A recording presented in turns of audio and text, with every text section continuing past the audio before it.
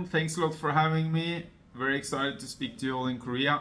I'm going to talk a little bit about what we do in Antler, a little bit about the learnings we had working with a ton of entrepreneurs all across the globe to build really great companies solving some of the world's most important problems, and hopefully on the way share a little bit of our learnings that might be helpful to you as founders, as leaders of businesses, as investors. And I want to start off with saying that personally we are insanely excited about the opportunity in Korea to build the next generation biggest companies in the world. You have this amazing combination of great talent and the ability to build really big brands for the whole world in Korea, and we're excited to be part of that. Antler has an office in Korea. We already started investing in a lot of businesses there, and excited also to hopefully back a lot of you in building the next generation great companies. So that's a quick introduction. I'll share a little bit about myself first to start with. I grew up in Norway originally. Currently I live in Asia, in Singapore. I grew up on the countryside in Norway. I went to high school in the UK at United World Colleges. Then, as many of you in Korea, I did my military service. I was in the Naval Special Forces. After that, I went to Harvard for college. Very interesting times at Harvard. That's when Facebook was created, amongst a lot of other great companies. I remember the days when there was only about 100 people on Facebook and we knew all of them. And now obviously it's this amazing engine serving more than 3 billion customers all across the globe, and really taught me a lot about the power of technology. Later I joined McKinsey, worked with McKinsey all across the globe. I worked with a lot of great tech companies also in Korea, in Japan, and in India, all across Southeast Asia. I left McKinsey to set up Zalora.com. You might not have heard about it, but Zalora.com is the biggest fashion e-commerce business in Southeast Asia. And when we built it, it was one of the first big tech successes in the region. We served all of Southeast Asia, plus Hong Kong and Taiwan. We built it actually to the second biggest exit in Southeast Asia at the time. And it got acquired by a company that we later IPO'd in Frankfurt called Global Fashion Group. So that was one of the first successes here in Southeast Asia. And what we saw when we built this great business here is a lot of the people we hired and trained became the next generation great founders. And that's a great breeding ground, great training ground for any future entrepreneur, is join a fast growing startup, learn everything about building a business. Then when you leave and you're building your own thing, it's a great opportunity to build on the experiences you have to build something truly great. So that's why we set up Antler, really, is to find talent like that want to build something great and back them from day one. And we help with access to co-founders, with validating business models, and then we put in the first bit of capital, and then we also invest over time. And yeah, we launched Antler back in 2018.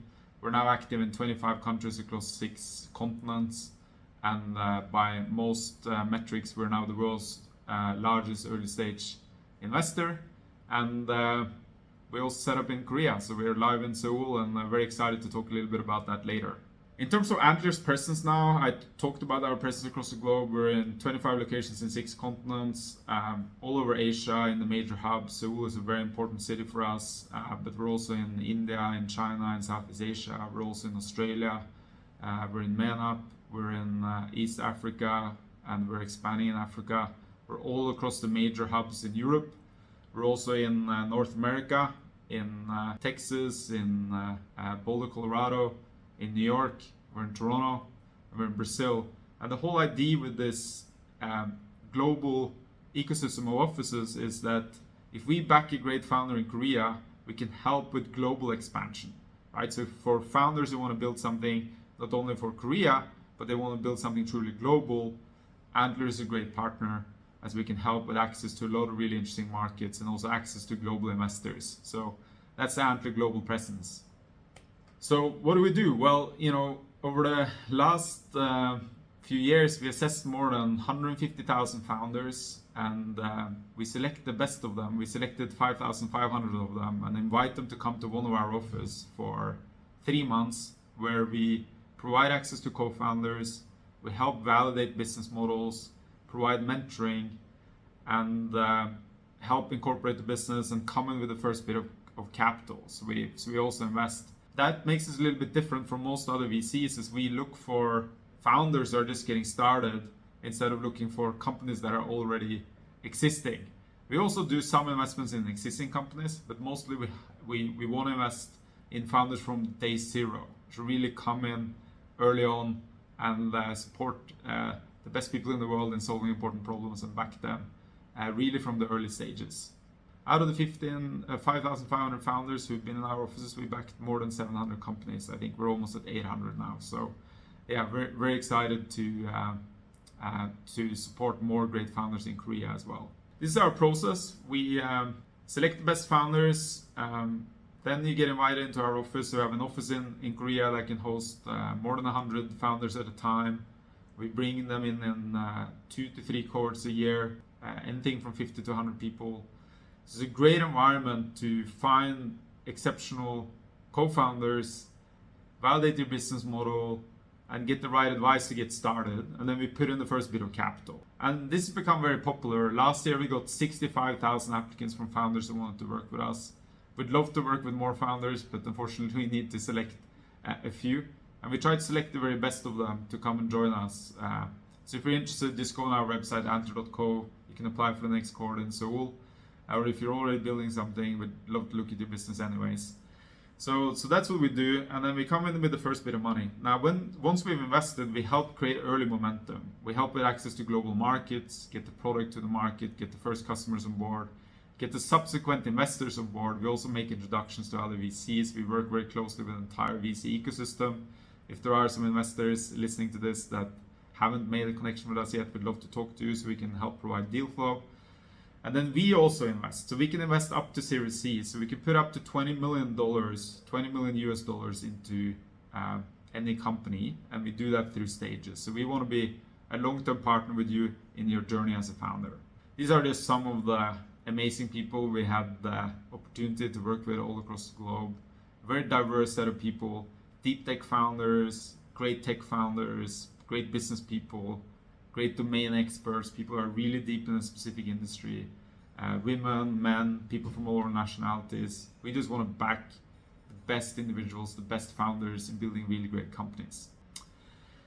Why is now a great time to build? Well, there really has never been a better time to build a great company. Now, why is that? Well, first of all, we are just after peak. So 2021 was a peak in terms of technology valuations. It's always better to build a company just after peak than at the peak. Because if you build this after the peak, you will benefit from the next wave of growth. And we're going to go into a new cycle now of 10 years worth of growth.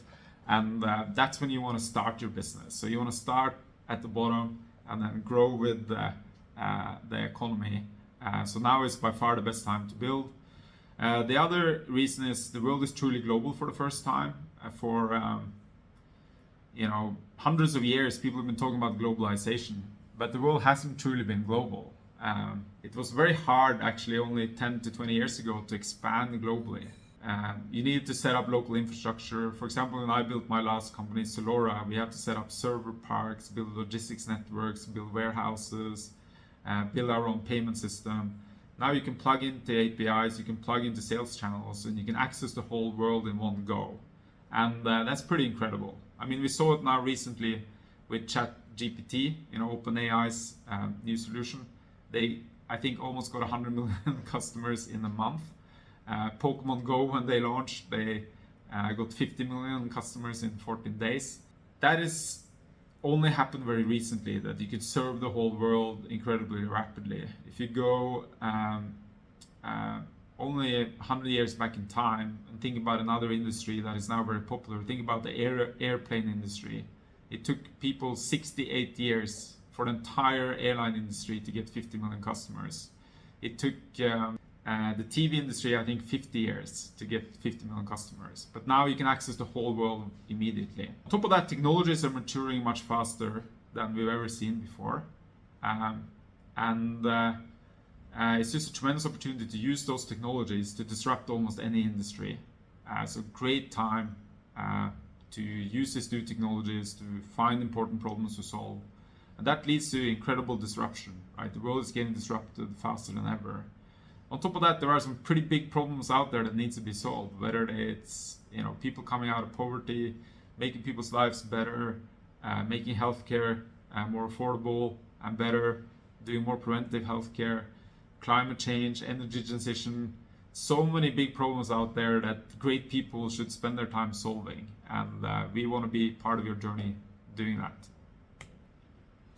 So I do think you all have a responsibility to do it. If you're thinking about building a business, then go out there, find a big problem to solve, and spend real time doing so. And there are so many of them outside in the world that you can start attacking.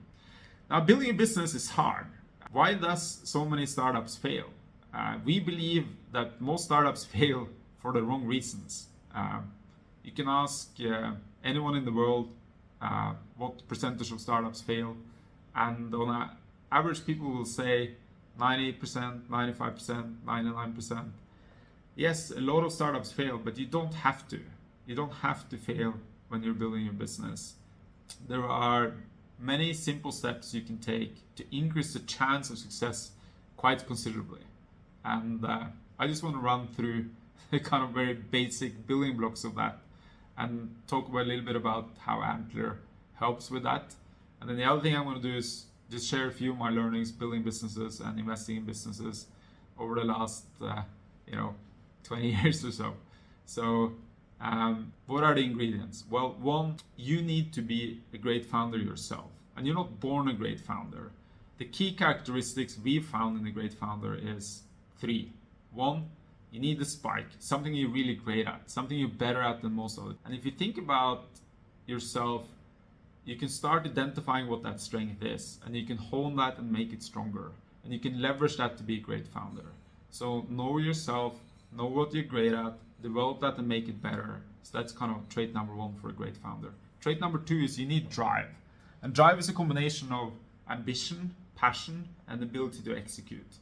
And it's about finding an area that you're passionate about executing on, really being ambitious in terms of what you're trying to achieve, and then building the capability to execute. And that comes from experience. It comes from looking at how other companies have moved things forward and learning. So the second one is drive. The third is grit. And grit is, the staying power, your ability to never give up, that you go into anything thinking that failure is not an option.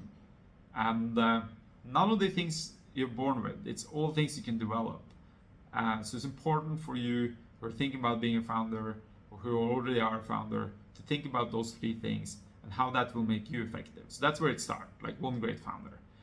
Then research show and experience show that building something on your own is very hard. It's much easier to succeed if you've built a team of 2, 3, or 4, or even more co-founders. So look around you and try to explore as many really talented people as you can and figure out who of them would be great co-founders of yours. And the thing to think about there is, number 1, do you share a common value set? Do you share a common passion? And then number 2, you should think about, do they have a skill set I don't have? So you can leverage each other's skill sets to build an even stronger and better team. And most people tend to not spend enough time thinking about who they're going to co-found something with. They just happen to do it with a friend or a brother or a sister or someone they used to work with. But go out there and try to meet 50, 60, 70 really talented individuals, interview them, talk to them, and figure out who of them you really want to build something with, because that's critical, getting a great co-founder team. And we spend a lot of time focusing on that in Antler. And then the third thing is ensure you're working on a real problem. Unfortunately, there are many teams out there that are working on something that doesn't really make sense. So spend time iterating it, testing with customers, and ensure you're building something that really makes sense. If you do all these things, I actually think you reduce your rate of failure to perhaps 20% from 95%. So get that in order and you're very, very likely to succeed. A few other learnings on my journey as a founder. Number 1 is learn to front load, right? When you're building a business up front, the only thing who can move that business forward is you. So unless you spend time on building, the business doesn't move forward. So the first 2 to 3 years of any business is incredibly critical. Building that momentum. And momentum creates momentum. Once you get your first customer, your first investor, your first employee, the system starts working.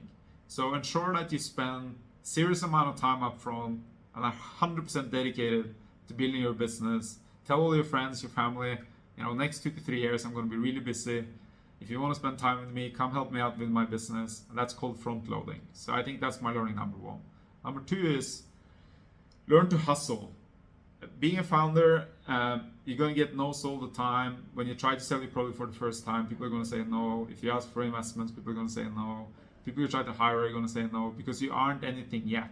So you need to learn how to convert no's into yeses, meet enough people, and generate that early momentum. So learn to hustle.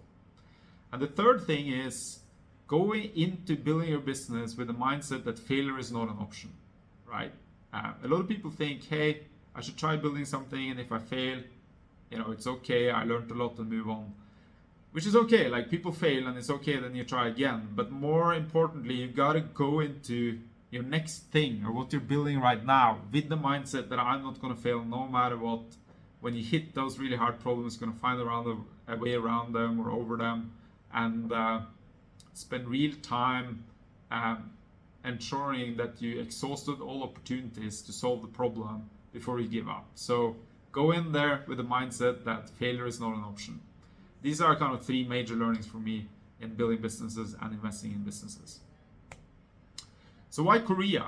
Well, I'm personally insanely excited about the opportunity in Korea. I think Korea will build the next generation great businesses. I spent a lot of time there.